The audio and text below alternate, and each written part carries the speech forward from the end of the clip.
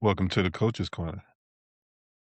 Today we're taking a look at Stage 3, Topic 7, the Promise Reality Bridge, setting up success, not just for closing deals. The sale doesn't end when they say yes. That's actually where trust begins. Most entrepreneurs celebrate the close and move on. But what happens next, in the gap between what was promised and what gets delivered, is where the client relationships are won or lost. Not in a pitch, not in the work itself, in the space between what you said and what they heard. This session is about closing that gap before it ever has a chance to open. Let's get into it. Here's what we're covering today. We start with the trap, overpromising, and the misalignment it creates. Then the hidden cost of that gap, because it's bigger than most people realize. From there, the framework, the promise reality bridge. Then, how to align sales and delivery in practice. How to manage expectations without underselling yourself, and the feedback loop that prevents the whole cycle from repeating. Then we'll move on to the summary and the 4 concrete moves you can take this week. Let's go. Let's talk about the trap, overselling, and misalignment. Here's the trap, and it's subtle.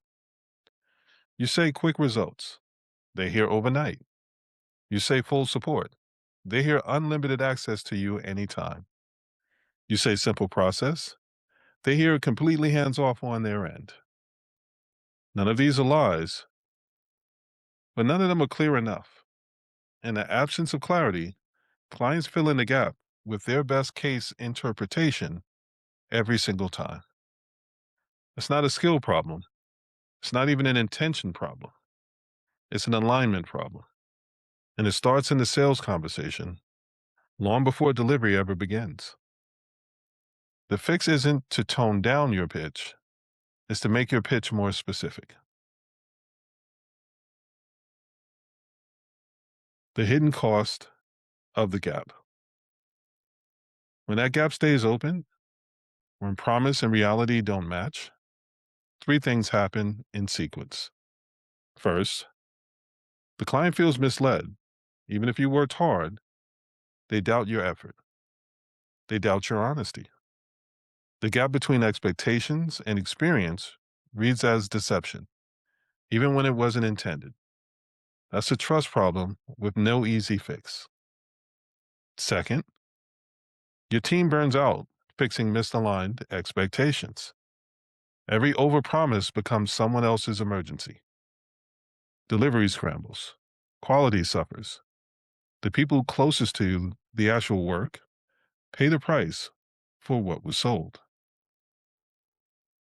Third, and this one compounds quietly over time, future sales gets harder. Referrals dry up or become non existent. Re engagement stalls. The business develops a quiet reputation for promising big and landing small. Even when individual projects deliver real value, the perception is already set. 3 consequences, all of them expensive, and yet all of them are avoidable. So here's the framework. I call it the promise reality bridge. And the key is that you build it before delivery starts, not after problems surface. There are 3 elements. 1, promise with context, not just tell clients what they'll get. Tell them what their role will be in getting there. Their effort matters. Their input shapes the outcome. When the client understands their side of the equation, expectations become more realistic for both of you. 2, preview the process. Don't describe only the end state. Walk them through the milestones. What will they see at week 2? What does a good month 1 look like? Clients trust progress that they can observe. If they can't see it, They'll start to wonder if anything is actually happening. 3. Invite early feedback. Before the first deliverable, ask directly, does that match what you were expecting? That one question does more to protect the relationship than any contract clause ever written. It catches misalignment when it's still cheap to fix. Build the bridge before you walk across it. Aligning sales and delivery. Okay, now let's talk about how to apply this across the full project lifecycle. 3 steps: before, during, and after. Before, audit your promises. Pull your last 2 or 3 proposals and read them like a client would. What outcome are you promising? Is your process actually set up to deliver that smoothly, consistently, at the volume you're operating? Mark what's realistic and what's aspirational.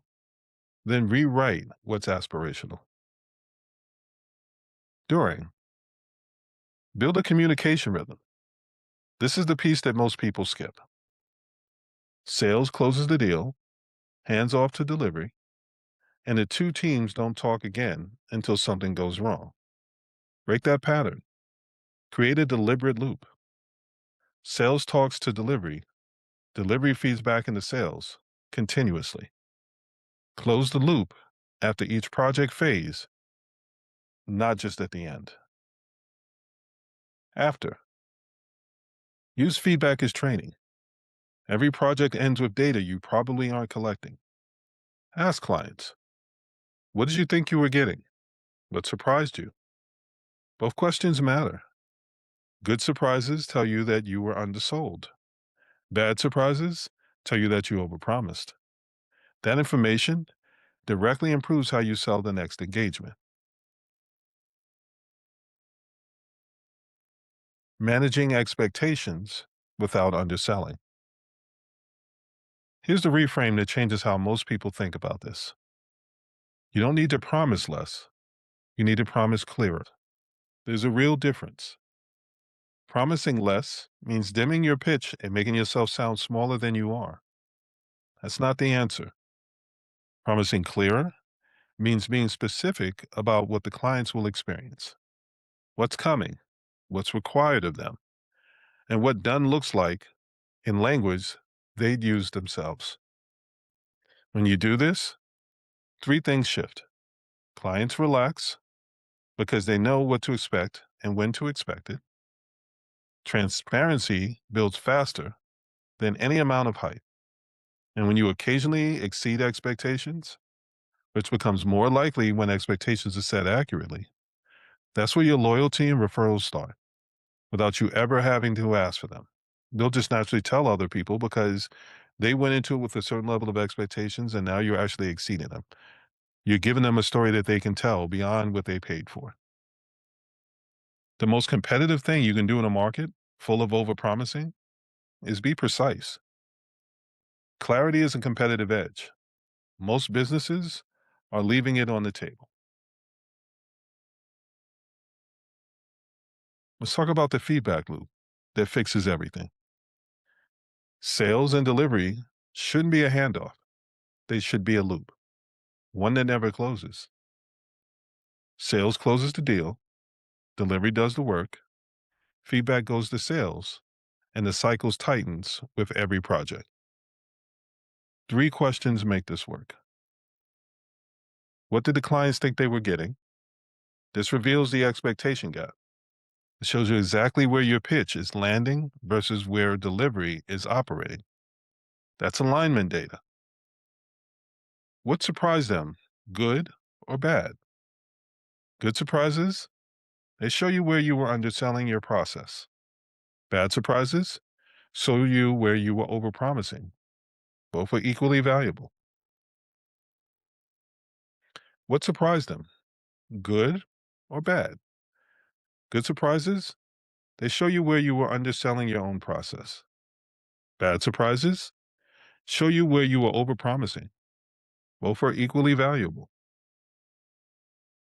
What would they tell a friend who asked about working with you? This is the referral test. It tells you what actually stuck from the client's perspective, not what you intended, not what you'd hope they remember. Their answer becomes the most honest version of your sales pitch. Every I didn't expect that is your next improvement. The businesses that build this loop outcompete the ones that don't, not because they work harder, but because they learn faster.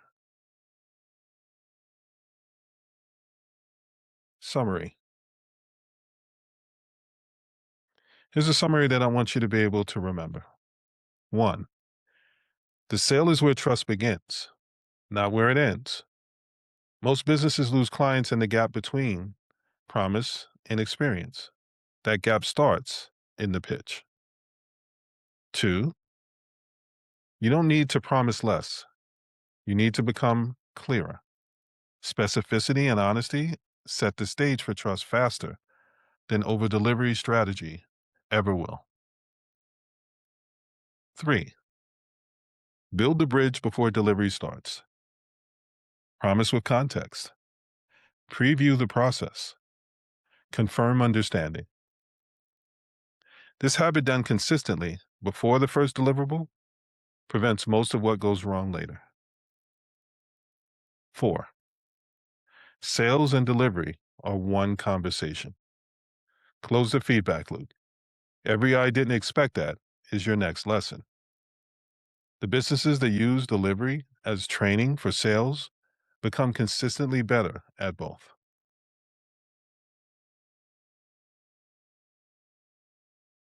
4 moves for this week. Move 1. Audit your last 3 proposals. Find every promise that you made. Ask yourself honestly, can delivery sustain this smoothly at the pace you're operating? Mark what needs to be reworded. Reword it before the next pitch goes out. Move 2. Add a here's what to expect section to your pitch. 1 slide, 1 paragraph, 1 section, whatever format fits. Outline milestones, review points, and what success looks like at each stage. Make it part of every proposal from here forward. Move 3. Run 1 post project debrief. Pick a recent client, ask them 2 questions. What did you think you were getting? And what surprised you? Write down exactly what they say. That language goes directly into how you pitch the next engagement. Move 4. Create a promise log for your next project. Track it in whatever tool you already use. Promise made, proof delivered, client response, and adjustment needed. Review it once a week. Small misalignments are easy to fix early. If you wait, it gets more expensive and sometimes fatal to relationships when you try to fix them too late.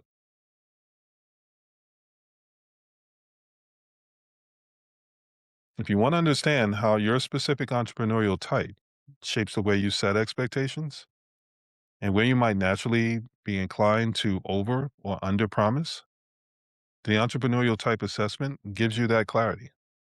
The link's going to be in the description. If this session was useful, like, share, and subscribe. Tell a friend. We go deeper each week into what actually builds a sustainable business. I'll see you next time.